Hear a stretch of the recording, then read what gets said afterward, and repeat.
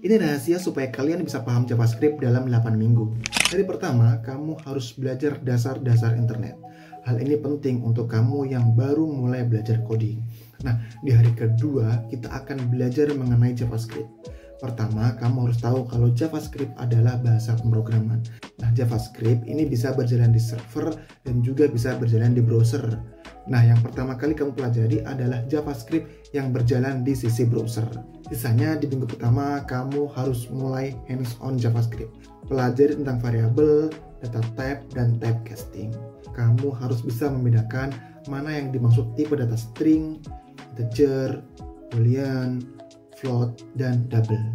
Nah, materi yang aku sebutkan tadi adalah kunci dari semua materi yang akan kamu pelajari selanjutnya. Jika kamu masih belum paham, jangan coba untuk pindah materi ke materi selanjutnya. Di hari kedua, kamu harus belajar logic. Pelajari bagaimana iteration dan control flow bekerja. Selain itu, coba deh kamu untuk memanipulasi struktur data dengan menggunakan iteration, conditional statement, dan control flow. Di minggu ketiga, kamu harus belajar data structure. Ada 3 poin penting yang harus kamu pelajari di bab data struktur. Pertama, kamu harus belajar array, lalu hash, lalu JSON. Cari tahu bagaimana cara melakukan manipulasi array maupun hash. Setelah itu, cari tahu bagaimana cara mengubahnya menjadi JSON.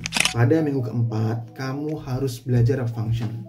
Cari tahu apa yang dimaksud dengan function di JavaScript. Lalu bagaimana cara menulis function dan bagaimana cara menggunakan function. Function di JavaScript termasuk unik ya teman-teman ya. Ada yang namanya arrow function, ada yang namanya anonymous function, dan ada banyak function-function lain. Nantinya kamu akan lebih tahu lebih banyak tentang function jika kamu udah membaca bab-bab tentang function. Sekarang kamu masuk ke minggu 5 dan 6.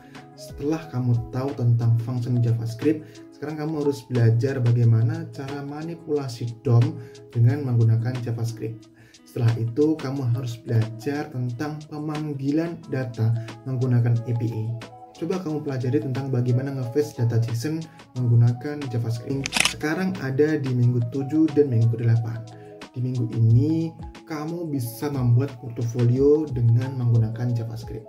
Buat saja portofolio yang sederhana, di mana portofolio yang kamu buat itu adalah mengimplementasikan bab-bab yang sudah kamu pelajari.